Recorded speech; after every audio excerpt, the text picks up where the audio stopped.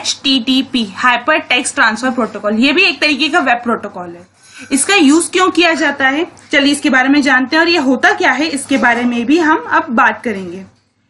HTTP का full form होता है hyper text transfer protocol. It is protocol used to access the data on the world wide web.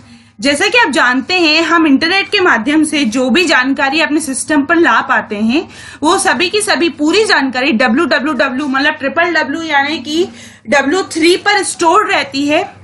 तो उस जानकारी को हम HTTP द्वारा ही एक्सेस कर पाते हैं। कहने का मतलब ये है कि जो भी आप वर्ल्ड वाइड वेब पे जानकारी स्टोर की हुई होती है, आप उसे अपने सिस्टम पे कैसे देख पाते हैं, किसके कारण देख पाते हैं, उसका सिर्फ एक ही कारण है, वो है HTTP hyper text transfer protocol.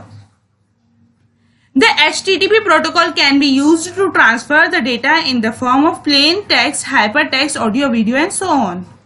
HTTP का उपयोग किया जाता है डेटा को ट्रांसफर करने के लिए।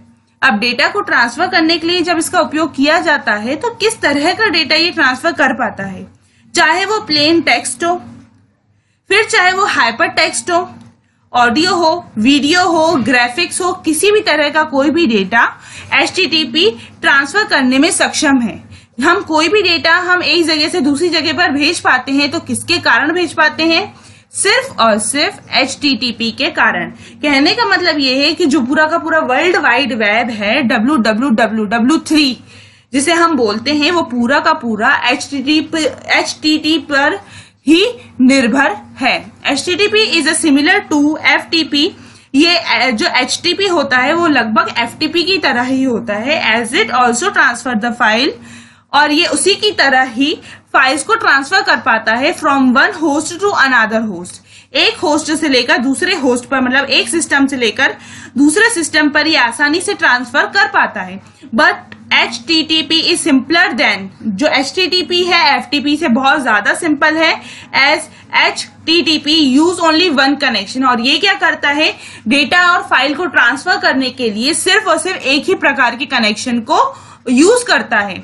इसीलिए इसे बोला जाता है हाइपर टेक्स्ट ट्रांसफर प्रोटोकॉल, जिसका यूज हम सिर्फ और सिर्फ वर्ल्ड वाइड वेब यानी WWW पे रखे गए डेटा को एक्सेस करने के लिए करते हैं, और साथ में हम इसके द्वारा किसी भी प्रकार के डेटा को आसानी से ट्रांसफर कर सकते हैं। अब हमारा अगला प्रोटोकॉल है वो है UDP, जिसे हम बोलते हैं यूजर डेटाग्राम प्रोटोकॉल। अब ये क्या करता है इसके बारे में बात करते हैं। It is a transport layer communication protocol. ये एक प्रकार का ट्रांसपोर्ट लेयर कम्युनिकेशन प्रोटोकॉल है। It is a connection less protocol. ये एक प्रकार का कनेक्शन लेस प्रोटोकॉल भी इसे बोला जाता है, which means at the time of data transfer. इसका कहने का मतलब ये है कि जब हम डेटा को ट्रांसफर करते हैं किसके बीच में, सेंडर और रिसीवर के बीच में, तो ये क्या करता है, दोनों के बीच में किसी भी प्रकार का कोई भी कनेक्शन एस्टेब्लिश नहीं करता है। It can transfer data directly. ये क्या करता है, हम जो डेटा भेजते हैं इसे डायरेक्टली ट्रांसफर करता है। इन UDP data will be transfer in data packets. हम जब भी UDP के द्वारा डेटा को ट्रांसफर करते हैं तो वो छोटे छोटे से डेटा पैकेट्स के माध्यम से ट्रांसफर हो पाता है, और उन डेटा पैकेट्स को क्या बोला जाता है, डेटाग्राम बोला जाता है। It doesn't give guarantee to user for the data transfer. और साथ में मैं आपको बता दूं, यदि हम UDP के द्वारा डेटा को ट्रांसफर कर रहे हैं तो वो हमें किसी भी प्रकार की सक्सेसफुली डेटा ट्रांसफर की गारंटी नहीं दे पाता है। In this we have no surety. और साथ में हमें किसी भी प्रकार की कोई भी श्योरिटी नहीं होती कि हमारा डेटा आसानी से और अच्छी तरीके से वहां तक पहुंच पा रहा है या नहीं। At the time of occurring error it doesn't show any error message. और जब हम डेटा को ट्रांसफर करते हैं और किसी भी कारण से डेटा ट्रांसफर नहीं हो पाता है तो यह हमें किसी भी प्रकार का कोई भी एरर मैसेज नहीं देता है। तो यही इसमें थोड़े से ड्रॉबैक्स होते हैं किसमें, यूजर डेटाग्राम प्रोटोकॉल में, जो कि सेंडर और रिसीवर के बीच में किसी भी प्रकार का कोई भी कनेक्शन स्थापित नहीं करता है। और साथ में जब हम डेटा को ट्रांसफर कर रहे हैं तो ना ही ये हमें किसी भी प्रकार की श्योरिटी देता है कि हाँ डेटा ट्रांसफर हो भी पाएगा या नहीं, और ना ही यदि अगर हमारा डेटा ट्रांसफर नहीं हो पा रहा है तो ये भी हमें किसी भी प्रकार का कोई भी एरर मैसेज नहीं देता है। तो चलिए अब हम अगले प्रोटोकॉल के बारे में बात करते हैं, which is telnet. Telnet is a protocol developed in 1969। ये एक प्रकार का प्रोटोकॉल है जो कि 1969 में डेवलप किया गया था। That provide command line interface, जो कि हमें एक प्रकार का कमांड लाइन इंटरफेस प्रोवाइड करता है by which we can access any computer from far away, और जिसके द्वारा हम कहीं भी किसी भी जगह पर बैठकर दूर रखे गए किसी सिस्टम पर एक्सेस प्रोवाइड कर सकते हैं। For this we have to do remote login and for establishing connection this type of connection telnet protocol is used।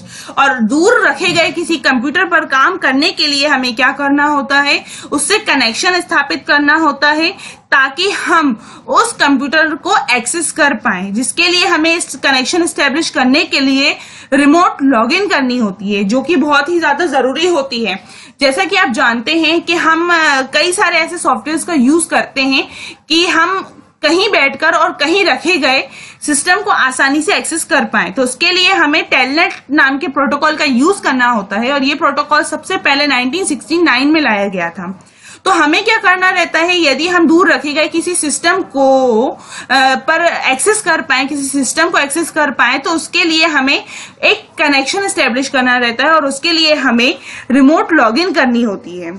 Team Weaver software is good example, और इसका एक मोस्ट इंपॉर्टेंट एग्जाम्पल है वो है team Weaver. Team Weaver एक ऐसा software है जिसके द्वारा हम किसी दूसरे सिस्टम को आसानी से एक्सेस कर सकते हैं उसमें रिमोट लॉगिन करने के बाद। With the help of TeamViewer, we can log into another computer and operate it easily by one computer।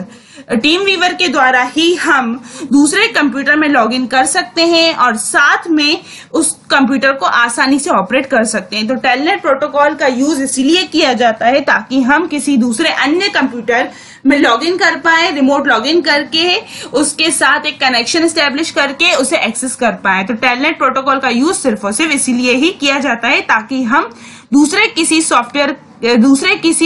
System को एक्सेस कर पाए कहीं और बैठकर। जरूरी नहीं है वो सिस्टम हमारे सामने हो, वो सिस्टम बहुत दूर हो सकता है, किसी दूसरी कंट्री में हो सकता है, तो हम आसानी से उसमें रिमोट लॉगिन कर सकते हैं और रिमोट लॉगिन करते ही हमारा उस सिस्टम के साथ एक कनेक्शन एस्टेब्लिश हो जाता है जिसके द्वारा हम अपने घर पर ही बैठे उस सिस्टम को आसानी से एक्सेस कर सकते हैं, उसमें आसानी से काम कर सकते हैं।